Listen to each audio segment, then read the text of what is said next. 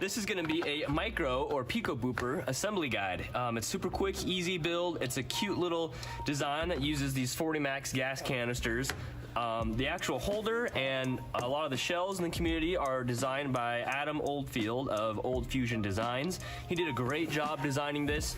He's collaborated with quite a few beta testers and stuff like that to make sure the design is robust and it works. And I can say that this build is only a matter of minutes for working product.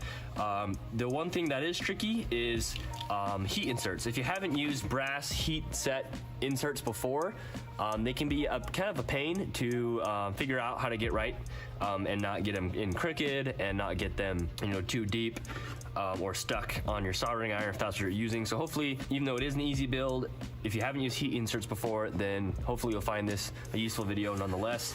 I like to just use a regular soldering iron with a regular tip as well as a pair of pliers to help set the inserts in, and it just helps me to get more control than just using the hot tip of a soldering iron, because whatever you touch it's gonna melt. And so I like to heat the insert and then install them with pliers, and we'll discuss that later.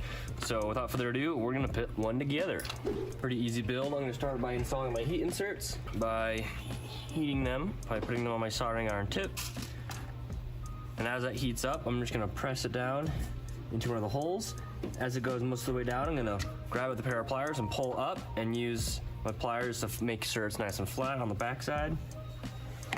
And there we go. Do that again. Heat it up, stick it on, push it down, goes most of the way on, grab it, pull up, square it away, and repeat.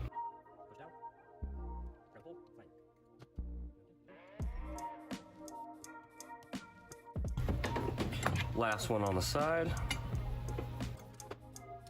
Push, grab, pull. There we go. I'm gonna let that cool a little bit while I work on the rest of the assembly. I wanna make sure that my pusher nub fits into the back smoothly. That's perfect. It should just drop right in all the way. If not, then you'll just wanna take another little file and file like the inside of the slot here, maybe the sides of the pusher, depending on how the edges came out, but it came out beautifully. Hopefully you can see all that. So that'll sit right there. I'm gonna use a little compression spring. The original Booper was designed to just reset based on the spring in the back of the 40 max canister, but I found that a lot of the canisters, depending on how they came out, the button might get stuck. Like that, and that'll cause problems and you won't be able to remove the canister. So I like to use a little compression spring, just set that on the side, and then that'll push the pusher or the nub to reset it. There we go, just like that. So the leg of the spring is pressing on the side of the button, so it should reset.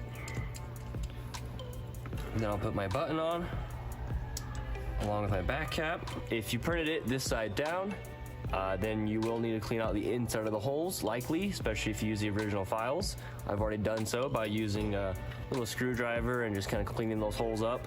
I like to print it this side down because you usually get a pretty good quality logo on there that you can read. If you print it the logo side up, you will maybe have, depending on how your bridging comes out, you could print it that way as well, but that's how I like to print it. And it goes on like this with the logo down, and that kind of lines up with the notch on the bottom. And then I'll just take my 2.5 millimeter key. I'm gonna use a driver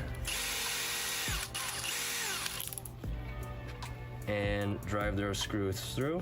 I will mention at this point though, depending on how your prints came out, these ones came out really smooth and the button already resets really well. But if they were a little stuck, I'd probably use a little bit of a lube just on the top there.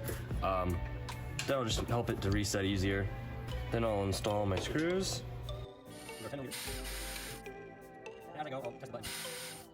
As I go, I'll test the button to make sure it resets. Resets, resets. This one came out beautifully. Finish the screws off. And here's where I'll clean up the hole Depending on how your heat insert did and how hot it was, you might have some debris in the hole. You want to clear that out so that way you can fit your screw in. So I'm going to use a drill bit. This is a 9/64. Or you could use a pick or something to just carefully clean that hole out.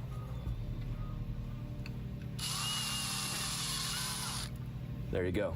So I should be able to take a screw and drive it all the way through, no problem. If it's too tight, then you'll want to make sure you clean that hole up a bit more. There you go.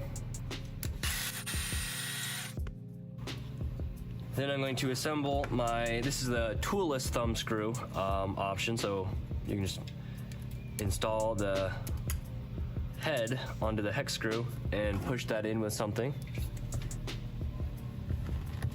There you go. These are extras. But I make sure that the heat insert is cleared by using another screw. And then install my lock tab on the other side. Yep. Easy, quick build. You want to make sure that it fully resets on the button, going both ways, and that when you use a cylinder, the canister goes all the way in, and you're able to push the button. If it didn't go all the way in, then you won't be able to push the button, and you'll probably have to clear out some more debris on the inside lip, on the inside of your print where the supports came out. Or if you printed in the new orientation that prints it kind of on its side, which is the better orientation, but that didn't come out in the filming of this video, then you will not have as many supports and an overall stronger booper because it'll print with more surface area going across the print bed.